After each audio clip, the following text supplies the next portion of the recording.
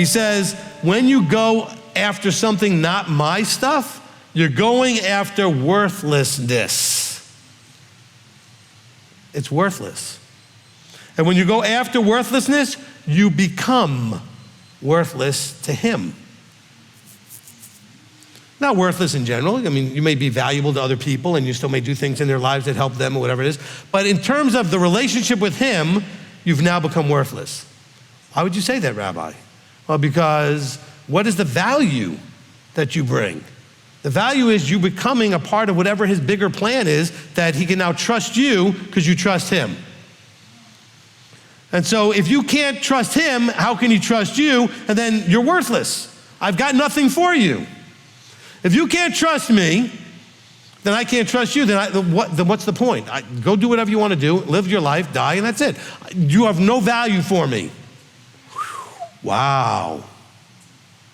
Is that too hard? I didn't say it, he did, but is that too hard? But I want you to understand what he means. He said they rejected the laws and the covenant that he made with their fathers and his witnesses which he had witnessed against them, and went after worthlessness and became worthless. And after the Gentiles who were all around them, okay, so you started acting like the nations. He said, I don't want you acting like the nations. I want you to be set apart nation. I want you to be different. He says, of whom Yahweh had commanded them not to do like them. So essentially, you are starting to now act like them. And read this. There's lots of examples of what them looks like versus us looks like, okay? I'm not saying us versus them in some sort of combative way. It's the difference. And we're supposed to then provoke, in a good way, them to want to be us. Okay, by having what they don't have and them saying, I want what you have, how did you get it? What's the difference in your life? When you're freaked out, stressed, and panicking like everybody else, you're worthless. He says, I didn't give you the spirit of fear, but a sound mind. You're acting like the world. You're all flipping out about everything. You're all panicking about everything. Isn't that what the world does? How are you different? Do you think the world might wonder, how come you're never upset? How come none of this stuff is freaking you out? How come you're all calm when the storm is going all around everywhere? Well, I'm glad you asked, because I have a God that gave me a sound mind, that told me to trust him, so I'm not worried about anything. I know he's got it all under control. What is there to worry about? Well, everything might blow up into World War III. Well, it already says it's going to do that at some point. But we just, what's funny? We all want him to come like tomorrow, but none of us wants to go through what that looks like. Okay, can we really be honest? Everybody wants Yeshua to show up, but none of you wants to go through what that's going to look like. I'm serious. None of you are thinking about that. Oh man, I just wish he would come. Okay, I do too.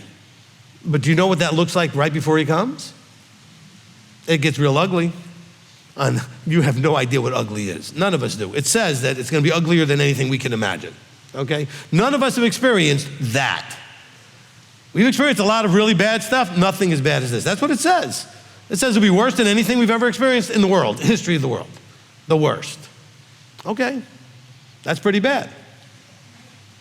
All right, that's pretty bad. It'll be equal to, on a similar to not Sodom and Gomorrah, into the pre-flood, because in the days of Noah, it was so bad, he had to wipe it all out. That's pretty bad. But this time he says, I'm not gonna have to wipe it out. You're gonna wipe your own selves out. Okay, you have the technology now to blow yourselves up and wipe yourselves out, and not by disease, by famine, by weapons, by whatever. All right, but I'm gonna step in just before that gets to the point where no flesh would be saved alive. Everybody be dead. But you want him to show up, which you should.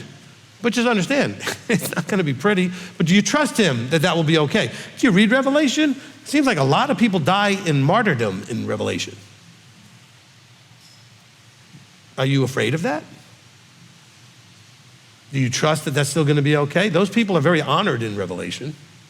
They're held in very high esteem. It doesn't change the fact that they died miserably.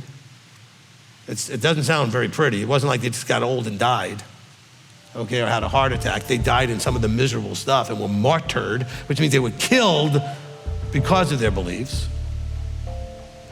But do you trust him? He said they did not put their trust in their Elohim. See, I think you want to really examine yourself, look for that. Are you rejecting him or do you trust him?